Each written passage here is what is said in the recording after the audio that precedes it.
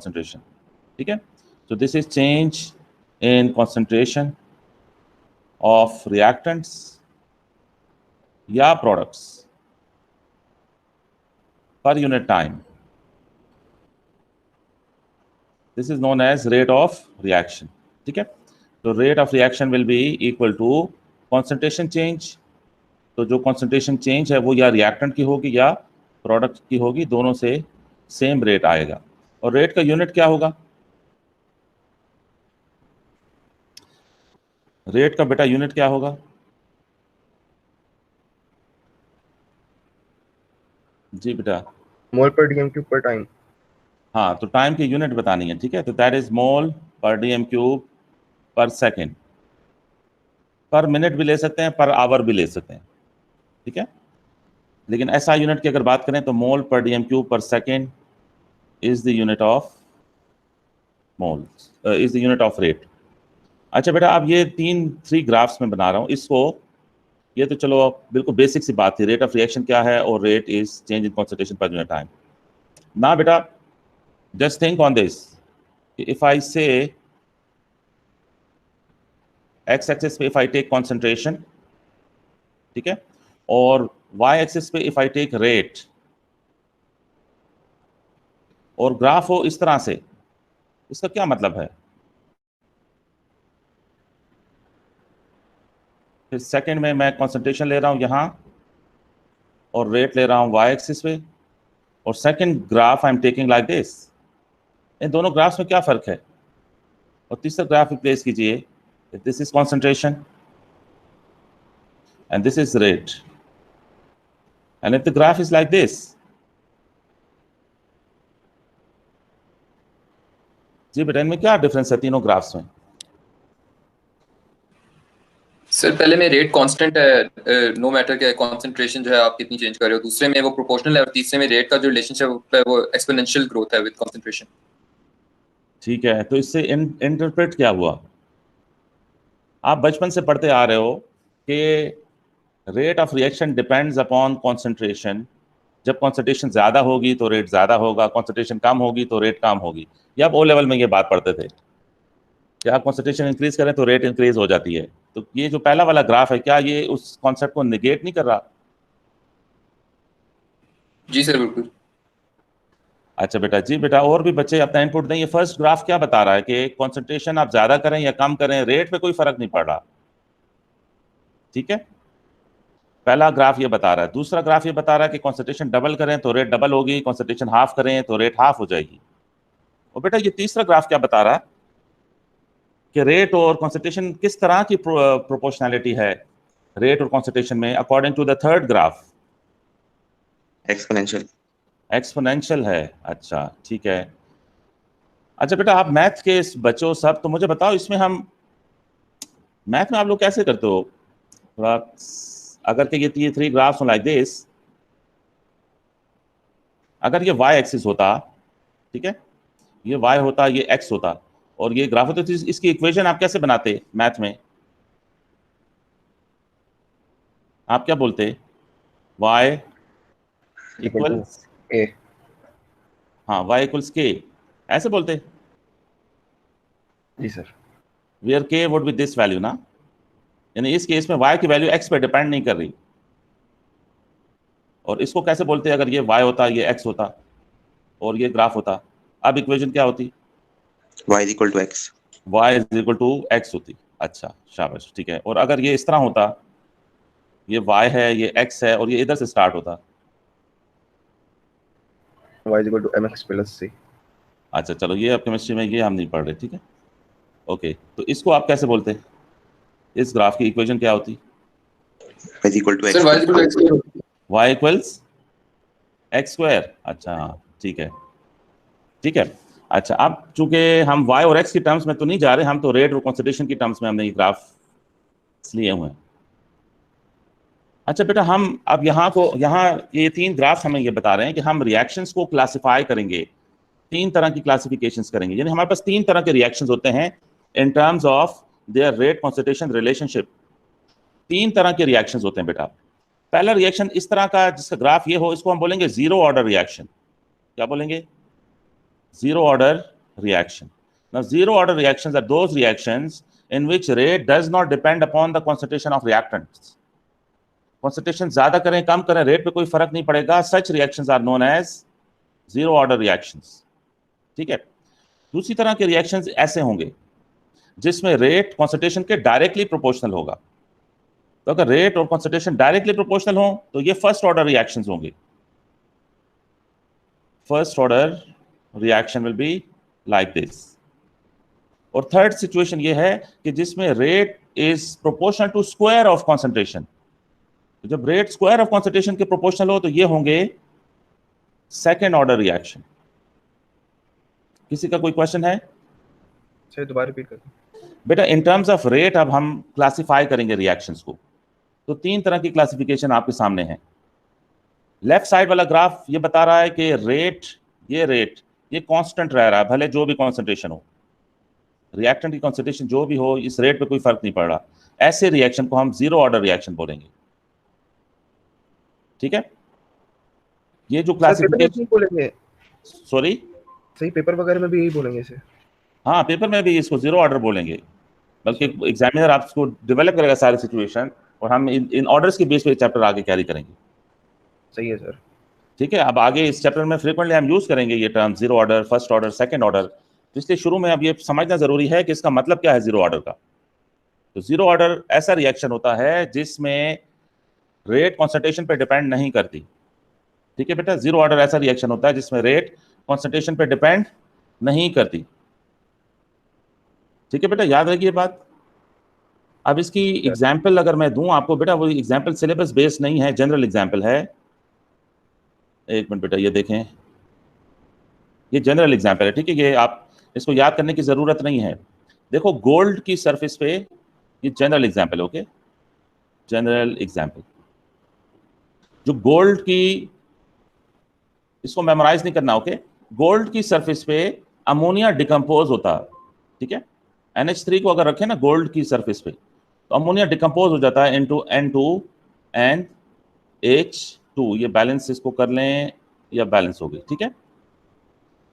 अच्छा once again ये gold है. गोल्ड की सरफेस पे अमोनिया डिकम्पोज हो जाता है. ये अमोनिया है NH3 तो ये डिकम्पोज हो जाएगा इनटू N2 और H2. अच्छा अमोनिया के बारे में ये ऑब्जर्वेशन है कि अगर गोल्ड की सरफेस पे आप एक ड्रॉप अमोनिया रखें या अगर आप 10 ड्रॉप्स रखें. ठीक है. ये एक ड्रॉप लेट से ये टी सेकंड में ये डिकम्पोज हुआ तो ये नीचे वाला भी टी सेकंड में ही डिकम्पोज होगा. ओके. आप देखें एक ड्रॉप में और 10 ड्रॉप फर्क क्या है कॉन्सेंट्रेशन का. एक ड्रॉप का मतलब है अमोनिया की कॉन्सेंट्रेशन कम है, 10 ड्रॉप का मतलब है कॉन्सेंट्रेशन ज्यादा है. लेकिन दोनों का टाइम ऑफ डिकम्पोजिशन सेम है. तो देखो जो डिकम्पोजिशन है, जो रेट है, वो कॉन्सेंट्रेशन पे डिपेंड नहीं कर रही. ये जीरो ऑर्डर रिएक्शन है. ये एग्जाम्पल आपने याद नहीं करनी है, वैसे जनरली मैं बता रहा हूं. तो हमारे पास ऐसे रिएक्शंस हैं जो कि कॉन्सेंट्रेशन पे डिपेंड नहीं करते. ऐसे रिएक्शंस की अपनी बस फिक्स स्पीड होती है इंडिपेंडेंट ऑफ कॉन्सेंट्रेशन. तो ऐसे रिएक्शंस को हम जीरो ऑर्डर रिएक्शंस कहेंगे. ये क्लियर है बेटा सबको ये बात? कोई क्वेश्चन है? नहीं सर. ठीक है सर. अच्छा तो बेटा ये देखिए जो बच्चे अभी लेट इन्होंने ज्वाइन किया है इन ग्राफ्स को देखें. ये ग्राफ्स अगर आपके जहन में रहें तो बस आप क्लियरली बता सकोगे, आपके जहन में रहेगा कॉन्सेप्ट कि जीरो ऑर्डर क्या है, फर्स्ट ऑर्डर क्या है, सेकंड ऑर्डर क्या है. तो बेसिकली कॉन्सेंट्रेशन का इफेक्ट रेट पे चेक करना है. अगर कॉन्सेंट्रेशन का रेट पे कोई इफेक्ट नहीं है तो जीरो ऑर्डर, और कॉन्सेंट्रेशन और रेट डायरेक्टली प्रोपोर्शनल है तो first order.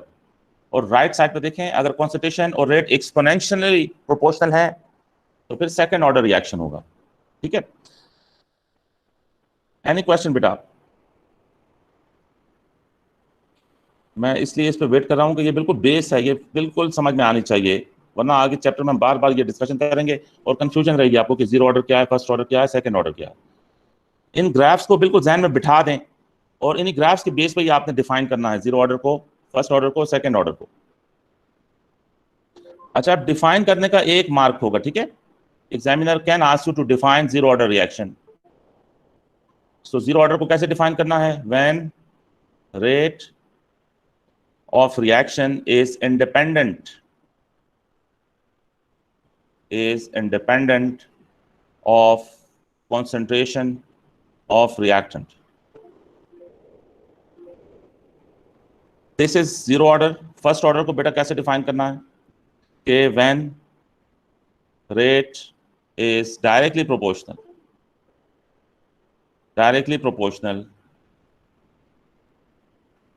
to the concentration of reactant,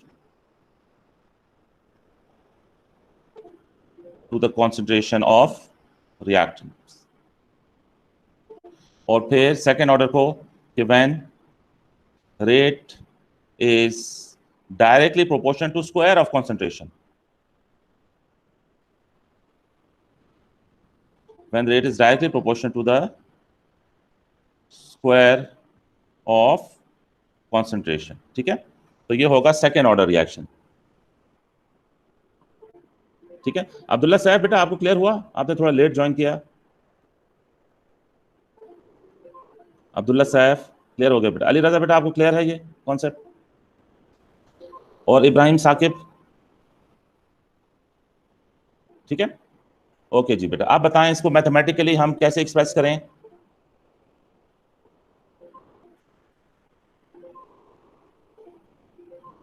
okay बेटा ये बताएं कि अगर ऐसे हम लिखें जीरो ऑर्डर रिएक्शन के लिए कि रेट इज प्रोपोर्शनल टू, ये स्क्वायर ब्रैकेट का मतलब है कॉन्सेंट्रेशन और आर का मतलब है रिएक्टेंट.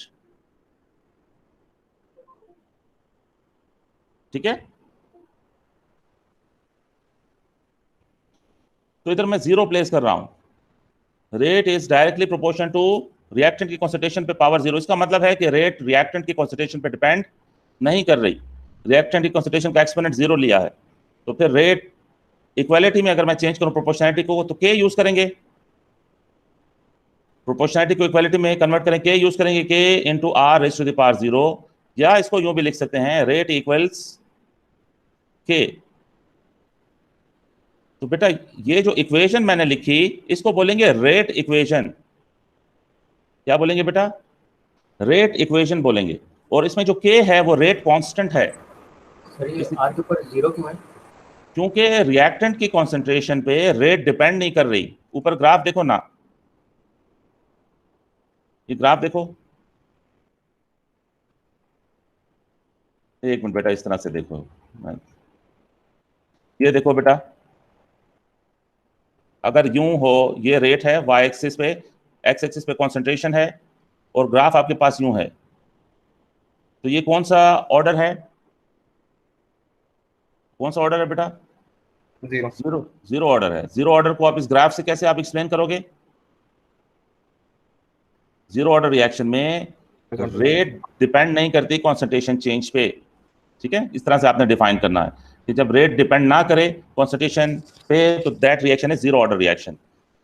अभी इसी ग्राफ को आप मैथमेटिकल इंटरप्रिटेशन दो तो क्या होगा? रेट इज प्रोपोर्शनल टू, ये जो कंसंट्रेशन है ना ये वाली, ये रिएक्टेंट की कंसंट्रेशन है, तो रिएक्टेंट की स्क्वायर ब्रैकेट का मतलब है concentration, raise to the power zero लेना है. क्योंकि रेट वो रिएक्टेंट की कंसंट्रेशन पे डिपेंड नहीं कर रही अकॉर्डिंग टू दिस ग्राफ.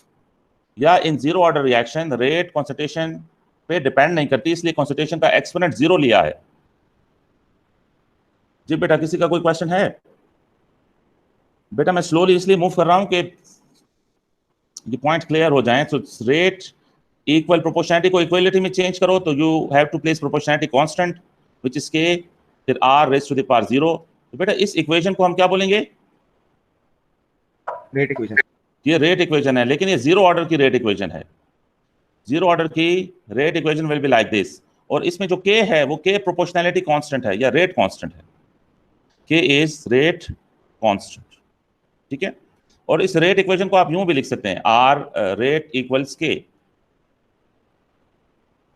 ठीक है, तो ये आपने समझ लिया कि जीरो ऑर्डर रिएक्शन के लिए रेट इक्वेशन कैसे होगी.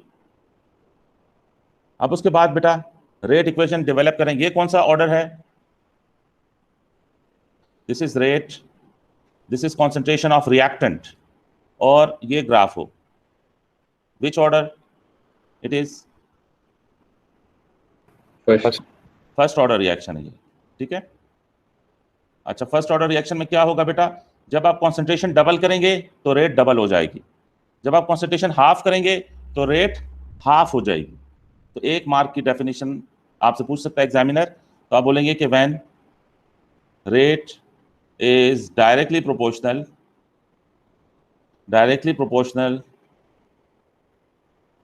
To the concentration of reactant, तो फिर ऐसा रिएक्शन होगा फर्स्ट ऑर्डर। अब इसकी रेट इक्वेशन के लिए बेटा हमें ये लेना चाहिए ना, rate is proportional to R reactant है, ठीक है। रिएक्टेंट की कॉन्सेंट्रेशन और एक्सपोनेंट में 1 ले रहा हूं, क्या ये मैथमेटिकल इंटरप्रिटेशन ऊपर डेफिनेशन को रिलेट हो रही है? जो ऊपर आपने डेफिनेशन लिखी है, लेफ्ट पे ग्राफ है, ये इक्वेशन सबको रिलेट कर रही है। रिएक्टेंट की कॉन्सेंट्रेशन आप ज्यादा करें तो रेट ज्यादा होगा, रिएक्टेंट की कॉन्सेंट्रेशन कम करें तो रेट कम होगा, ठीक है। तो अब रेट इक्वेशन बेटा इससे कैसे कंस्ट्रक्ट होगी, रेट इक्वल्स के रिएक्टेंट की concentration raise to the power 1, this is rate equation. अब ये रेट इक्वेशन है फर्स्ट ऑर्डर रिएक्शन के लिए। फर्स्ट ऑर्डर रिएक्शन के लिए rate equation will be like this, और जो के है, के को क्या बोलेंगे, कांस्टेंट। हाँ, के इज रेट कांस्टेंट, ठीक है। अच्छा, उसके बाद बेटा बताओ ये कौन सा ऑर्डर है, ये रेट है, ये कॉन्सेंट्रेशन है। If the graph is like this, तो कौन सा ऑर्डर है बेटा, सेकेंड ऑर्डर रिएक्शन। अच्छा, ये सेकेंड ऑर्डर रिएक्शन है। अब इसको डिफाइन करना है, डिफाइन कैसे करेंगे कि when rate is directly proportional to the square of concentration, to the square of concentration of reactant, तो ये हो जाएगा सेकेंड ऑर्डर रिएक्शन की डेफिनेशन। और फिर rate is directly proportional to the square of concentration of reactant, तो reactant की concentration का स्क्वायर ले लें, ठीक है। अब रेट इक्वेशन कंस्ट्रक्ट करें, तो rate equation will be like this, proportionality को इक्वालिटी में चेंज करें तो के यूज करेंगे, के इज रेट कांस्टेंट, और फिर ये रिएक्टेंट की कॉन्सेंट्रेशन का square. This is rate equation for second order reaction. समझ आई बेटा? आपको रेट इक्वेशन बता रहा हूं मैं, डेफिनेशन और ग्राफ बता रहा हूं, 3 चीजें बस स्टार्ट में हम फोकस कर रहे हैं। Okay, any question? नहीं सर। कोई क्वेश्चन है तो लिख के भी पूछ सकते हैं। अच्छा, ओके बेटा, उसके बाद अब देखें नेक्स्ट थिंग। अब अगर इक्वेशंस आपके सामने हो, मुझे बताओ, अगर यूं हो रेट इक्वल्स के, फिर हो रेट इक्वल्स के रिएक्टेंट की concentration raise to the power 1, और फिर रेट इक्वल्स के रिएक्टेंट की concentration raise to the power 2, ये कौन से ऑर्डर ऑफ रिएक्शंस हैं, ये किन ऑर्डर ऑफ रिएक्शंस की ये रेट इक्वेशंस हैं? पहला 0 फिर 1 फिर 2। हाँ, पहला कौन सा है, 0 ऑर्डर है। अब 0 ऑर्डर इसलिए कि आप खुद देख लो कि रेट जो है वो कॉन्सेंट्रेशन पे डिपेंड ही नहीं कर रही, क्योंकि कॉन्सेंट्रेशन है ही नहीं इक्वेशन में, और अगर आपने कॉन्सेंट्रेशन इक्वेशन में लिखी भी तो रेज़ टू द पावर 0 रखोगे, ठीक है। अच्छा, यहाँ पे ये कौन सा है, कौन से ऑर्डर की रेट इक्वेशन है, दिस इज फर्स्ट ऑर्डर, और फिर ये क्या है, सेकेंड ऑर्डर।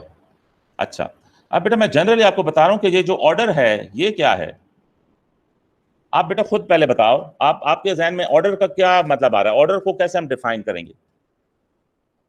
ये सामने जो डेटा आपको नजर आ रहा है, इसको देख के आप क्या इंटरप्रेट करते हो कि ऑर्डर क्या होगा, या ऑर्डर को हम कैसे डिफाइन करेंगे?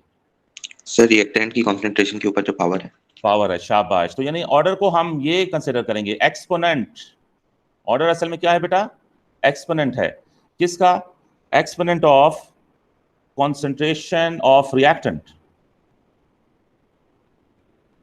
ठीक है। जो रिएक्टेंट की कॉन्सेंट्रेशन, उसकी जो पावर है, पावर का मतलब एक्सपोनेंट, वो असल में ऑर्डर है। लेकिन ये एक्सपोनेंट आपने चेक करना है रेट इक्वेशन में, इन रेट इक्वेशन,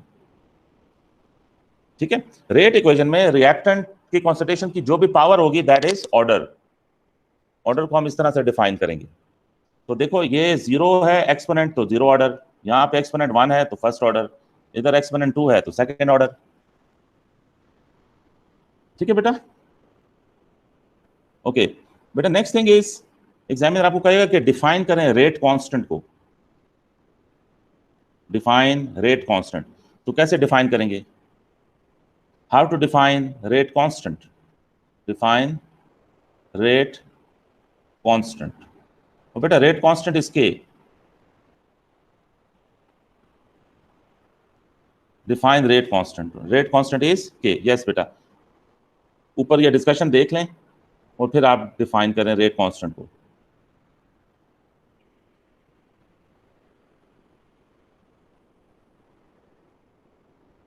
अच्छा, प्रोपोर्शनैलिटी मैंने अलग अलग शो की हुई। यस बेटा, यहां देखें रेट कांस्टेंट को कैसे हम डिफाइन करेंगे।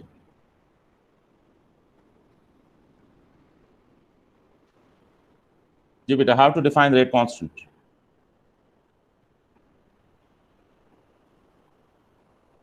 लिख के बता दें बेटा। It is proportionality constant, simple is this. It is proportionality constant in rate equation. Rate equation में जो प्रोपोर्शनैलिटी कांस्टेंट है that is K, that is rate constant. ठीक है, ये क्या है? इट इज प्रोपोर्शनैलिटी,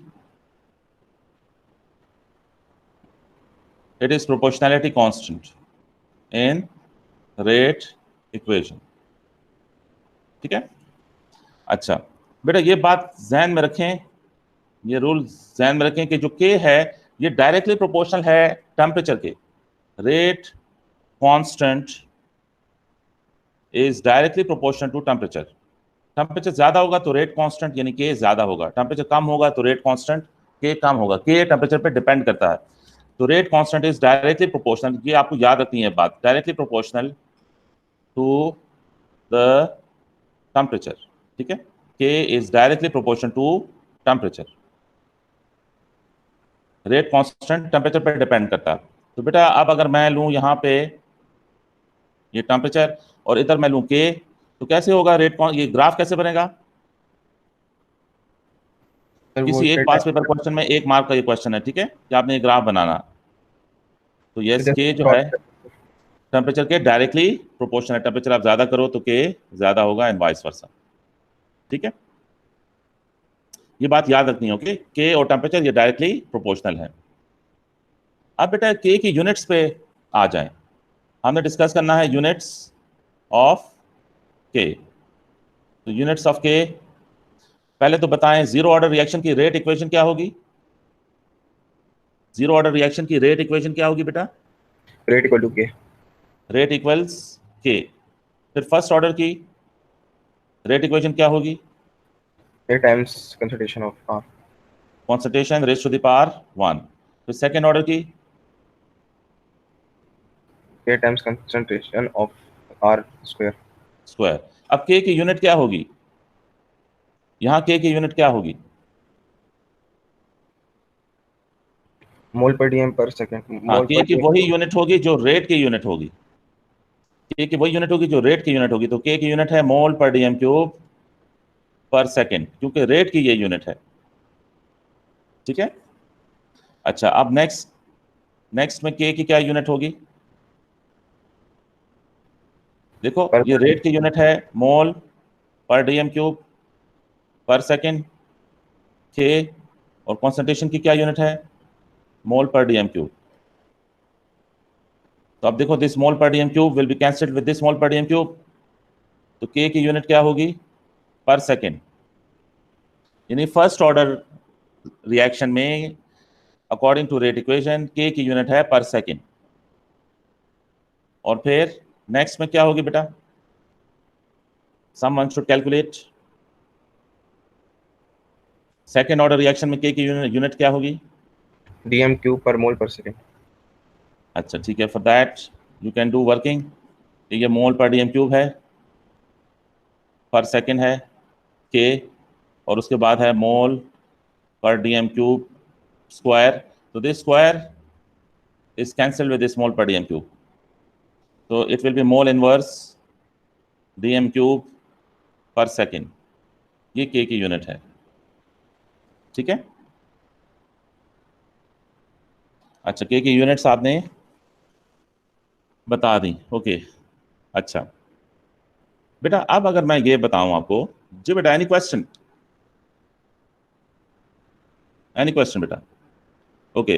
अच्छा बेटा, आप देखें कि ये सिचुएशन हो कि कोई रिएक्शन है, उसमें ये रिएक्टेंट्स हैं A plus B plus C, ये रिएक्टेंट्स हैं, ठीक है, और ये रिएक्ट होके प्रोडक्ट्स फॉर्म कर रहे हैं। A, B और C ये रिएक्ट कर रहे हैं और इससे प्रोडक्ट्स बन रहा है। तो लेफ्ट साइड पे रिएक्टेंट्स हैं, ठीक है, ये रिएक्टेंट्स हैं, दीज आर रिएक्टेंट्स। अच्छा, सपोज इनकी रेट इक्वेशन ऐसे हो, if the rate equation is like this, A B C, तो इस रेट इक्वेशन से हम क्या इंटरप्रेट करेंगे? सर कंसंट्रेशन सी से बढ़ाने की रेट पे कोई फर्क नहीं पड़ेगा। अच्छा, इसमें और- 3 रिएक्टेंट्स हैं, ठीक है, ये 3 रिएक्टेंट्स हैं, तो C की कॉन्सेंट्रेशन हम कम करें या ज्यादा करें, रेट पे कोई इफेक्ट नहीं होगा। क्यों बेटा? सर उसकी जीरो ऑर्डर है। हाँ, तो ये है zero order with respect to C, ठीक है। अच्छा, B के रिस्पेक्ट में कौन सा ऑर्डर है? सेकंड। हाँ, सेकंड ऑर्डर है विद रिस्पेक्ट टू B। तो अगर B की कॉन्सेंट्रेशन मैं डबल करूं तो रेट 4 टाइम्स हो जाएगा। 4 टाइम्स इंक्रीज होगा। शाबाश। अगर B की कॉन्सेंट्रेशन में डबल करूं तो रेट 4 टाइम्स इंक्रीज होगा, ठीक है। तो ये मतलब है कि ये सेकंड ऑर्डर है विद रिस्पेक्ट टू B, और with respect to A first order. First order है विद रिस्पेक्ट टू A, ठीक है। अच्छा बेटा, एक क्वेश्चन और इधर पूछते हैं एग्जामिनर, और वो है ओवरऑल ऑर्डर ऑफ रिएक्शन। पूरे रिएक्शन का जो ऑर्डर है वो कैसे, की तरफ क्या होगा बेटा? वो होगा 1 + 2 + 0। तो ओवरऑल ऑर्डर क्या है बेटा? थर्ड ऑर्डर है ये बात समझ में आई? यानी ये फर्स्ट ऑर्डर है with respect to A, second order है विद रिस्पेक्ट टू B, और जीरो ऑर्डर है विद रिस्पेक्ट टू C। लेकिन ओवरऑल पूरे रिएक्शन का कौन सा ऑर्डर है? पूरे रिएक्शन का ऑर्डर 3 है। Any question? सर अगर इसमें इक्वेशन इस्तेमाल करें तो हम ये करेंगे, rate equal to K reactant cube. हाँ, अगर हम जनरलाइज करें तो यस, जनरलाइज करें, लेकिन जनरलाइज हम नहीं कर सकते क्योंकि 3 डिफरेंट तरह के रिएक्टेंट्स हैं ना, 3 डिफरेंट तरह के रिएक्टेंट्स हैं। तो सही। ए डायरेक्टली प्रोपोर्शनल है, रेट को डायरेक्टली अफेक्ट करता है, B एक्सपोनेंशियली अफेक्ट करता है, और C इफेक्ट ही नहीं करता। तो तीनों के अलग अलग इफेक्ट जो हैं वो दिखाने के लिए रेट इक्वेशन ऐसे शो कर रहे हैं हम। समझ आई? जी सर। ओके। अब बेटा बताओ कि ये जो इक्वेशन है इसके मुताबिक K की यूनिट क्या होगी? अब ये वाला जो K है इसकी यूनिट क्या होगी?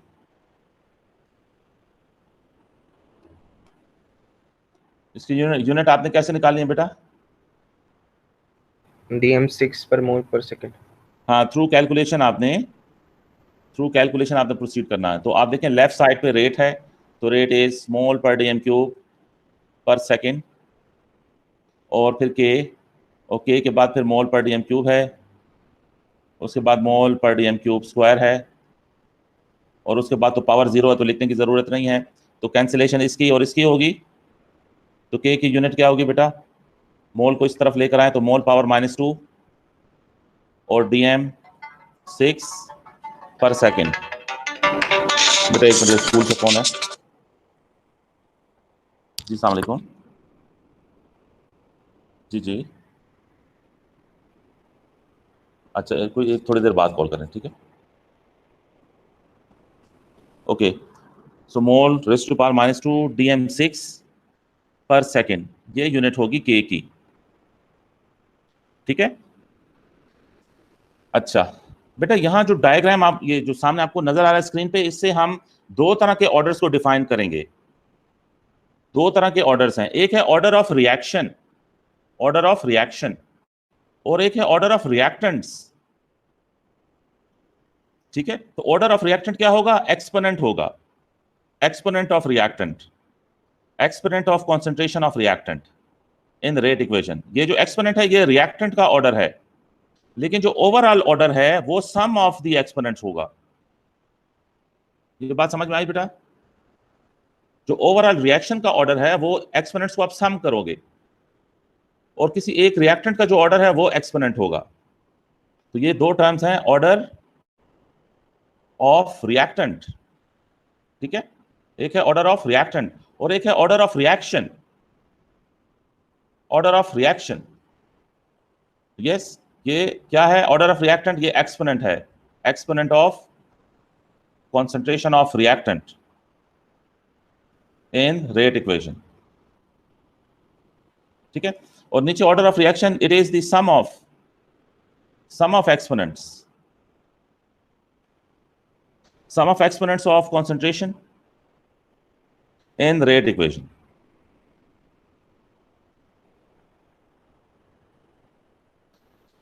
ठीक है बेटा, एनी क्वेश्चन? अच्छा, अब बेटा जो नेक्स्ट कॉन्सेप्ट मैंने बिल्ड करना है वो भी जरा सुने, ये भी इंटरेस्टिंग डिस्कशन है।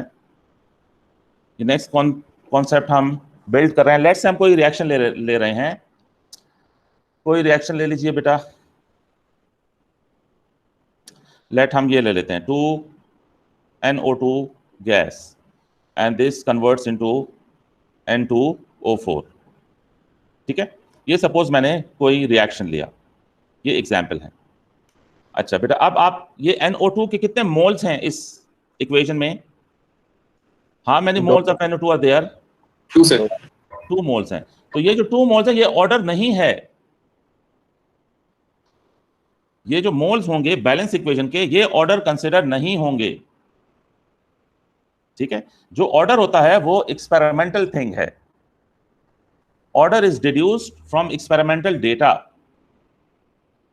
जो बैलेंस इक्वेशन में मोल्स होते हैं वो जरूरी नहीं कि वो ऑर्डर के इक्विवेलेंट हों। तो ये जो 2 है ये not necessary to be order, ठीक है, not considered to be an order of NO2। तो कॉन्सेप्ट क्या है? कॉन्सेप्ट ये है कि जो ऑर्डर है वो हम बैलेंस इक्वेशन से नहीं बता सकते।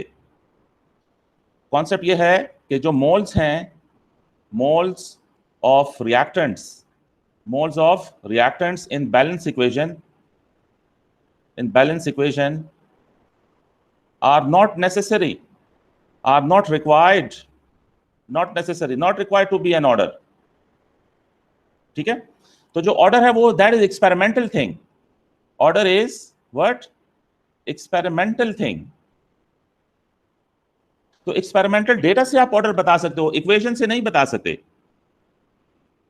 ठीक है। ये कॉन्सेप्ट बिल्ड हुआ।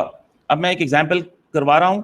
उस तरह के पास पेपर में क्वेश्चंस भी होते हैं, आपने उसको में डिड्यूस करना है। So order is deduced from experimental data,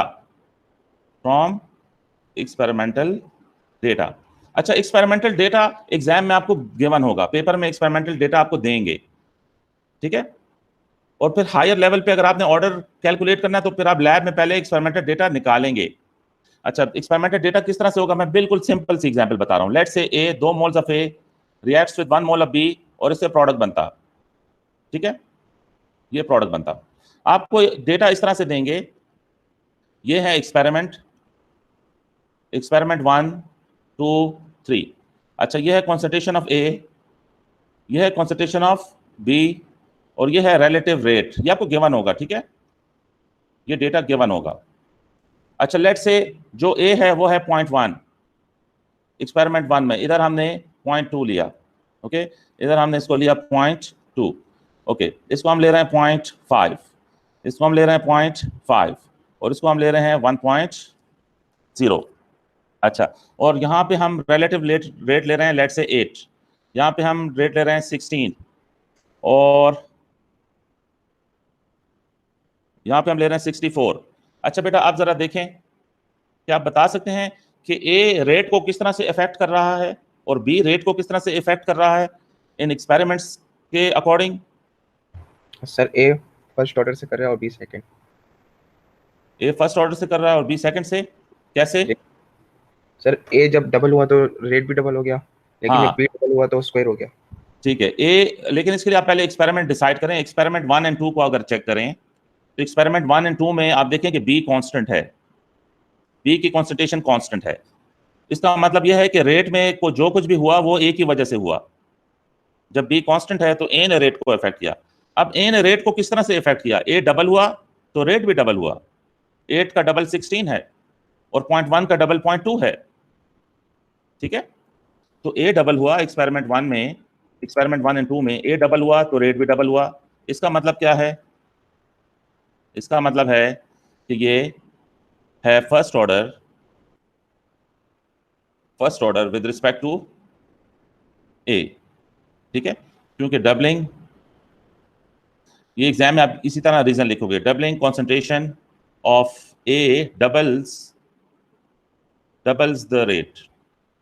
rate double हो रही है जब ए की कॉन्सेंट्रेशन डबल हुई। अच्छा, फिर आप बी को कैसे चेक करोगे? बी के लिए you will take experiment 2 and 3। तो एक्सपेरिमेंट 2 एंड 3 में कॉन्सेंट्रेशन तो डबल हो रही है, लेकिन जो रेट है वो 4 टाइम्स इंक्रीज हो रहा है। 16 को 4 से मल्टीप्लाई करें तो यू गेट 64। तो जब कॉन्सेंट्रेशन डबल होने से रेट 4 टाइम्स इंक्रीज हो तो दैट मीन्स के सेकेंड ऑर्डर है विद रिस्पेक्ट टू बी। बेटा ये समझ आई सबको? जी सर, आगे। इसका रीजन बेटा ये लिखना है कि doubling the concentration of A makes rate 4 times, rate increases 4 times, 4 times. ठीक है, अच्छा बेटा उसके बाद आपको रेट इक्वेशन कंस्ट्रक्ट करनी है। अच्छा बेटा जरा देखें कि ए फर्स्ट ऑर्डर है और बी सेकंड ऑर्डर है, लेकिन इक्वेशन में इनके मोल्स, इक्वेशन में ए के 2 मोल्स थे लेकिन इसका ऑर्डर फर्स्ट आ रहा है। इक्वेशन में बी का 1 मोल है लेकिन ऑर्डर इसका सेकंड आ रहा है। तो बैलेंस इक्वेशन में जो मोल्स है ना, उनका ऑर्डर से कुछ लेना देना नहीं है। जो ऑर्डर है वो एक्सपेरिमेंटल डेटा पे बेस होगा, वो बैलेंस इक्वेशन के मोल्स के साथ ऑर्डर का लिंक नहीं है। ऑर्डर सारा आपने एक्सपेरिमेंटल डेटा पे से डिराइव करना। तो बेटा उसके बाद आपने रेट इक्वेशन लिखनी है। तो रेट इक्वेशन क्या होगी कि आपके पास 2 रिएक्टेंट्स हैं, ए फर्स्ट ऑर्डर है तो इधर 1 लिखें, बी सेकंड ऑर्डर है तो इधर 2 लिखें। ठीक है, ये आपने रेट इक्वेशन कंस्ट्रक्ट की। अगला क्वेश्चन ये है कि कैलकुलेट के यूजिंग एक्सपेरिमेंट 1। ये कर लेंगे, के कैलकुलेट करना यूजिंग एक्सपेरिमेंट 1। तो एक्सपेरिमेंट 1 में देखें, यहां टेबल में देखें, एक्सपेरिमेंट 1 में ए 0.1 है, बी 0.5 है और रेट 8 है, 0.1, 0.5 और 8। ठीक है, तो ये वैल्यूज प्लेस करें इस रेट इक्वेशन में। रेट 8 था एक्सपेरिमेंट 1 में, के ए था 0.1 और बी था 0.5 का स्क्वायर, तो यूं के आ जाएगा। ठीक है, सो कैलकुलेट करें बेटा, व्हाट वैल्यू ऑफ के you get, what value of के, जो भी आप कैलकुलेट करेंगे वो के की वैल्यू होगी बेटा, और 1 मार्क यूनिट का होगा। के की यूनिट क्या होगी बेटा इस केस में? के की यूनिट क्या होगी? रेट की यूनिट है mole per dm cube per second equals के, and then mole per dm cube, और फिर मोल पर डीएम क्यूब का स्क्वायर। सही होंगे मोल -2 ये और ये कैंसिल, जी तो -1 यूनिट होगी मोल रेज़ टू पावर -2 डीएम 6 पर सेकेंड। तो बेटा देखो 1 मार्क होगा यूनिट का, 1 या 2 मार्क होंगे इस कैलकुलेशन के, 1 मार्क होगा रेट इक्वेशन लिखने का। ठीक है, और 1 या 2 मार्क किसके होंगे? 2 या 3, इट डिपेंड्स। 2 मार्क्स में भी इसके हों कि आपने ऑर्डर डिड्यूस किया, 2 मार्क्स इधर होंगे, 2 मार्क्स इधर होंगे, तो ये आपका 5-6 मार्क्स का क्वेश्चन बन जाएगा।